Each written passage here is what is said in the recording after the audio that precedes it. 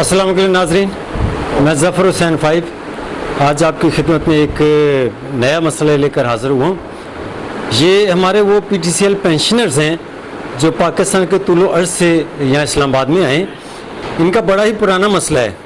इनमें से काफ़ी तो अल्लाह को प्यारे हो चुके हैं, कुछ घरों में बीमार पड़े हैं, कुछ बेवाएँ हैं, कुछ यतीम हैं, और इनकी पेंशन का मसला आज से 10-15 साल से ज़्यादा हो गया कि हनूज़ दिली दूरस्त के हिसाब से सुप्रीम कोर्ट में है। तो आज ये बाबे हमारे एक मरतबा फिर अपनी कोशिशों में आए हैं कि हम अदालत से ये रिक्वेस्ट करें कि खुदारा हमारी उम्र का ही लिहाज कर लें, खुदारा हमारी सफ़ेद दाढ़ियों का ही ख्याल कर लें और हमें इतने चक्कर ना लगाएं कि जब अल्लाह ताला किसी को इख्तियार देता है तो उसका जवाब भी लेता है। तो आपसे भी अल्लाह ये इसका जवाब लेगा कि इन बाबों का आपने क्या ख्याल किया। तो मैं ज़्यादा आपके दरमियान में हायल नहीं होगा, तो मैं इन बुज़ुर्गों से बारी बारी पूछता हूँ कि इनके क्या मसाइल हैं और ये क्या उम्मीदें लेकर इस्लामाबाद में तशरीफ़ लाए हैं। बिस्मिल्लाहिर्रहमानिर्रहीम। सबसे पहले मैं आपके चैनल का शुक्रगुज़ार हूँ, Zafar Hussain five PTCL pensioner का, इसलिए कि उन्होंने हमारी कमज़ोर आवाज़ को उठाने का एक तहैया किया। हम आपके शुक्रगुज़ार हैं।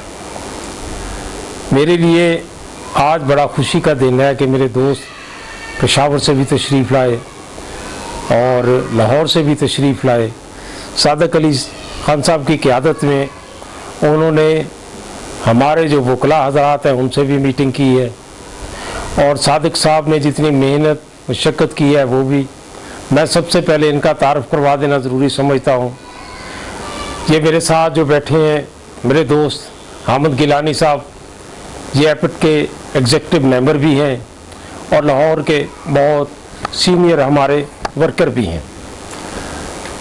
और मेरे साथ हसन मोहम्मद राना साहब आगे बैठे हैं, ये लॉयर भी हैं। बेसिकली हमारा PTCL से भी एक रिश्ता है इनका हमारे साथ। तो ये हमेशा मज़लूम की आवाज़ के लिए खड़े हुए हैं, चाहे वो पेंशनर का हो या वो हादिर सर्विस का हो। उनके साथ जनाब सादक अली साहब हैं जो किसी तारफ़ के मोहताज नहीं है। हमारी ये तहरीक आज जिस मुकाम पे पहुंची है वो इनकी मरहूने मिन्नत और इनके जज्बे और इसार की वजह से है। उसके साथ सईद खटक साहब बैठे हैं, ये हमारे बहुत प्यारे दोस्त हैं और इन्होंने एपिट के लिए बहुत कुर्बानियाँ दी हैं।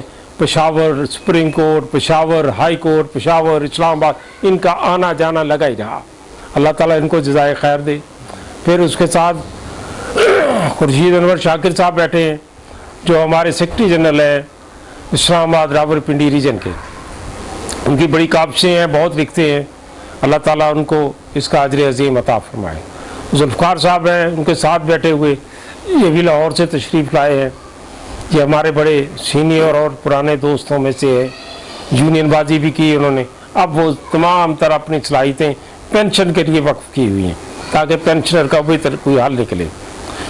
इसके साथ दियार खान साहब बैठे हैं, ये हमारे पिंडी इस्लामाबाद रीजन के अहदेदार हैं, बहुत अच्छे वर्कर हैं और हमेशा इन्होंने हर पेंशनर की हर आवाज़ पे लब्बैक कहा है। अल्लाह ताला इनको जज़ाए खैर दे। इधर हमारे नूर मोहम्मद साहब बैठे हैं, ये भी पेशावर से तशरीफ़ लाए हैं और इनका भी आना जाना सादक अली साहब के साथ हमेशा लगा रहा है।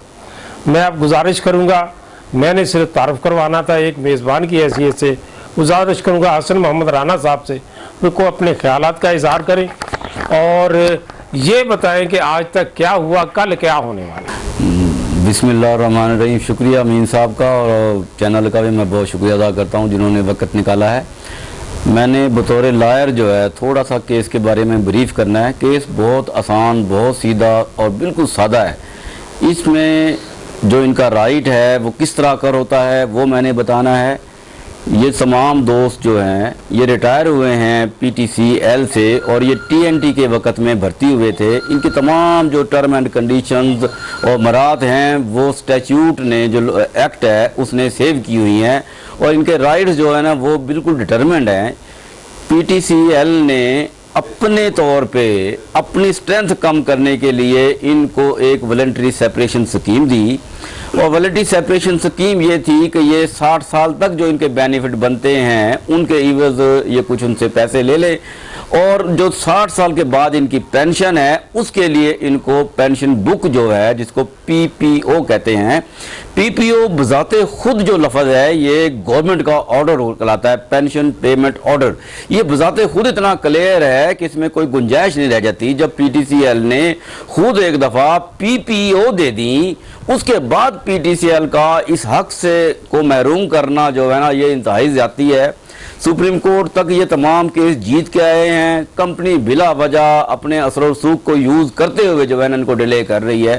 ان کی پیمنٹ میں اب دیکھیں، جب سٹیچیوٹ کو ہم دیکھتے ہیں تو سٹیچیوٹ کے اندر 36 سب سیکشن 5 جو پی ٹی سی ایل ری آرگنائزیشن ایکٹ کا ہے اس کے تحت ان کی جو پینشنری بینیفٹ ہیں وہ سٹیچیوٹ نے لیجسلیچر نے اٹیچ کر دی ہیں کارپوریشن کی پراپرٹیز کے ساتھ۔